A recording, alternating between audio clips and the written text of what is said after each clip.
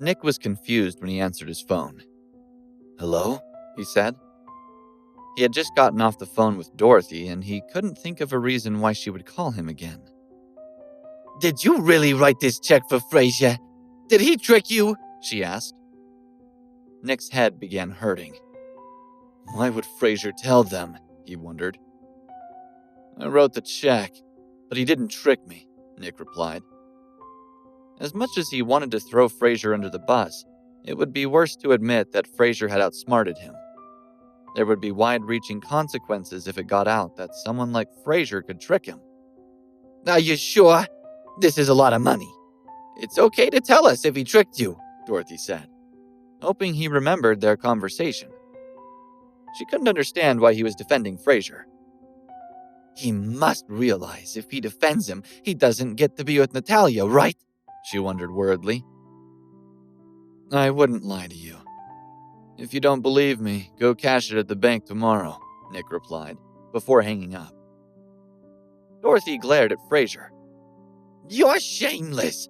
The money is clearly Nick's, but you said it was yours. This money can't count. You lost the bet." Frazer crossed his arms. "I didn't borrow any money. This money is the proceeds of my job. If that doesn't count, I don't know what does," he replied. Dorothy knew she was wrong, but refused to admit it. She rolled her eyes at him. "Whatever. You can stay married to Natalia if she wants, but I'm keeping this money. I don't want you to waste it on frivolous things." "How could you do that?" Natalia asked as she angrily stomped her foot. "He's been living with our family for 3 years. I think giving us a little compensation is the least he can do," Dorothy said, holding the check tightly as if someone would try to snatch it away. "Natalia, don't worry about it," Frazer said. "Stop it," Natalia snapped. She was furious that he was just giving away his hard-earned money. "You sort this out between yourselves. I'm going to bed," Dorothy yelled, before storming excitedly out of the room. The situation had spun out of control. Although the money originally had nothing to do with her, now that it was in her mother's hand, Natalia could roughly guess where she would spend it, and it wouldn't be on Natalia. After Frazer and Natalia left the room, James walked up to Dorothy to see the check himself. "Is it really the full amount?" he asked. Dorothy turned the check toward him. "Look, it's the full amount. We did it," she said. "I can afford a house and a car now," he exclaimed. His imagination began running wild. Combined with the money Nick already gifted him, he now had enough money to start fantasizing about what kind of sports car and mansion he would buy. "Tomorrow, we'll go look at cars and houses. You don't have to worry about spending a penny," she promised. He thanked her before rushing to his room to message Pearl. He promised to take her out to buy the engagement ring of her dream the next day. In the living room, Dorothy searched online for real estate properties. She didn't bother looking at anything that could be considered less than extravagant. Unlike her mother and brother, Natalia was absent-mindedly flipping through a magazine. "Don't be angry about the check," Frazer pleaded. "We can always earn more money. Giving her this money will get her off our backs." "Do you want to be poor?" she asked. "That's an insane amount of money to give away." "Money isn't an issue," he insisted. She rubbed her face anxiously. "Oh, forget it. You wouldn't understand. I'll just make more money and move out on my own. Turn off the light." She had had enough of her family. One by one, she realized they were all selfish and unhelpful people. She couldn't pretend they were a functioning family anymore. While Natalia slept, Frazer went out to the balcony to smoke a cigarette. "I have to get her a new home," he thought, coming to a decision. At dawn the following day, Frazer woke up early, prepared breakfast, and went out. He went to the company first and accelerated his plan against Hugh. Then, he began visiting real estate companies. Each place he went seemed like a poor fit. Either the area was too crowded or the curb appeal wasn't right. He needed to find the perfect house and neighborhood. Just as he was about to walk out of the last real estate place, The realtor said, "You know, beggars can't be choosers. If you want a nicer place, you need to be willing to spend more money. You need to look in nicer areas." Frazer paused. That's it, he thought. He hadn't been ambitious enough in his search for a house. He drove directly to the sales office of the area he had in mind and found that there weren't many people there. He listened to the salesperson discuss the price and details of the homes available and began building an understanding. "These houses are the best in the area, but that has also made them the hardest to sell," the salesperson explained. The salesperson patiently answered all of Frazer's questions. She had noticed his shabby clothes and doubted he would actually buy a house, but she figured it would be a good opportunity to practice her pitch. He pointed to a particular house that stood out from the others. "That house looks different. Is there anything special about it?" he asked. "It was actually designed by a famous architect student, Ludendorff." She began rambling off the specifications of the house. Frazer laughed. "All right, I understand," he said, interrupting her. He wondered if the unfinished blueprints of the mansion had already been discarded. The salesperson could only assume that Frazer was just casually asking. Before they could continue talking, the sharp sound of brakes could be heard from outside. A few unoccupied salespeople sat up straight as they looked out the window and saw the luxurious car. Frazer resisted the urge to groan as he heard a familiar voice.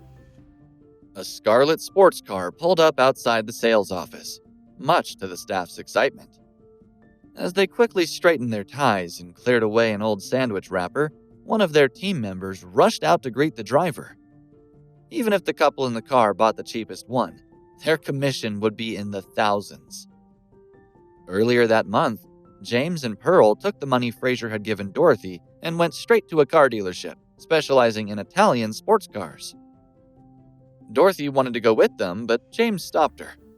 "Mom, you're too old for a sports car," James had said. "Why don't you stay at home and wait until Natalia earns more? Then buy yourself something bigger and more comfortable."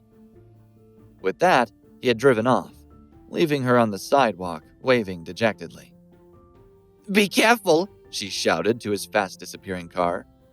"Don't drive so fast. You're not in a sports car yet."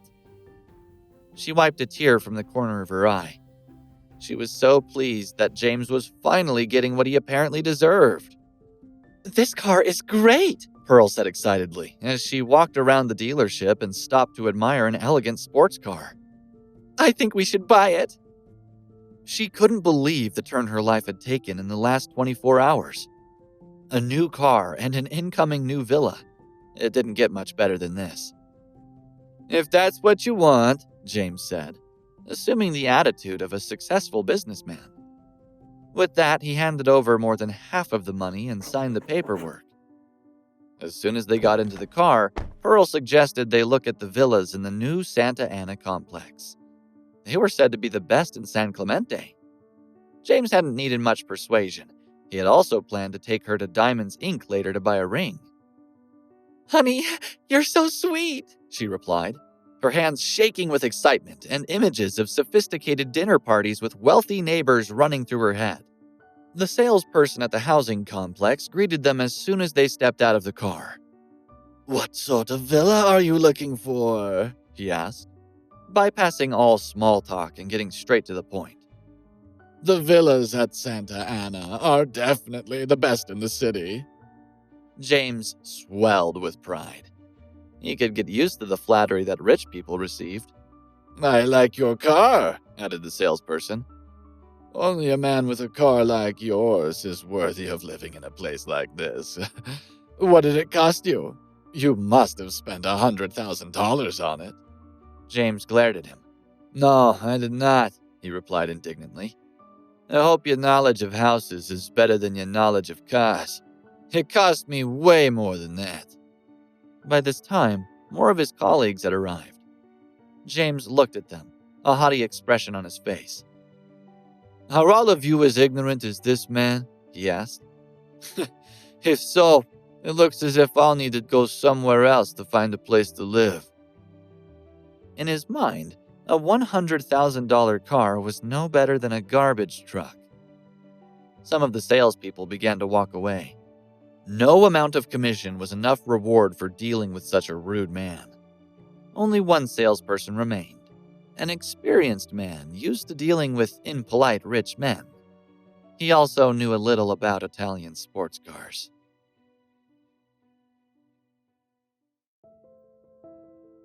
Walking up to James and offering his hand, he did not attempt to apologize for his colleague's ignorance.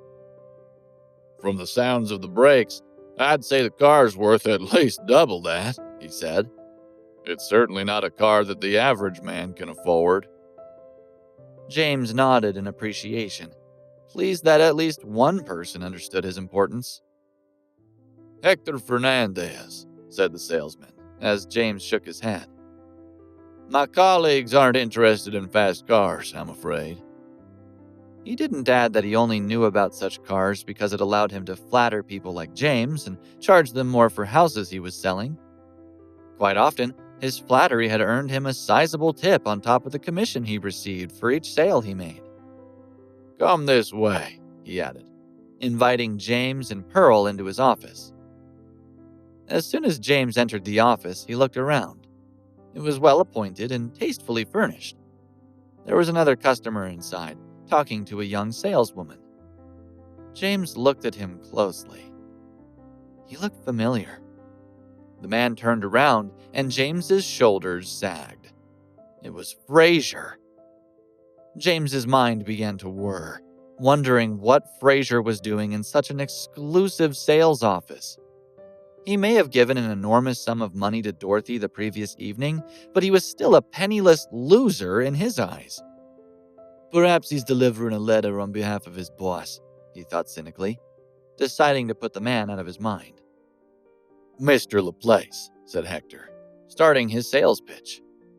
You've made the right decision coming to the Santa Ana complex to buy a house. It's a very exclusive area, and we only invite a certain kind of person to live here. Pearl smiled, her excitement beginning to overwhelm her. James, she said, I really want to live here. She pulled on his sleeve like a small child trying to get her mother to buy her a toy. As her loud voice filled the office, it caught the attention of Frazer, who noticed them for the first time since they arrived. Frazer looked at them, his face impassive. He knew precisely why they were there. They were spending the money he had given Dorothy the day before. It annoyed him that she had given away the money so quickly, especially to someone naive enough to blow it on a fast car. He forced a smile and walked over to them. Hello, James. Pearl, he said coolly, nodding at each of them. Why are you here? Emma, serve this man again, please, said Hector to the young saleswoman who had been talking to Frazer when James had arrived. She was new and inexperienced, and, in his eyes, the most appropriate colleague to deal with the scruffy man trying to talk to his new clients. No, it's okay, said James, waving his hand dismissively at Frazer. He's my brother-in-law. Brother-in-law, thought Hector in surprise. He wasn't the only salesperson in the room with that thought. He noticed quite a few eyebrows raised when they heard James's words. Don't worry about him, James added. He lives in my family home because he can't afford to support himself. You may have heard of him. Yes, I've heard of him, said a salesman in the corner of the office. He didn't add that he had heard that Frazer was just a good-for-nothing. Emma, what are you doing talking to someone who's here purely to waste your time? Demanded Hector.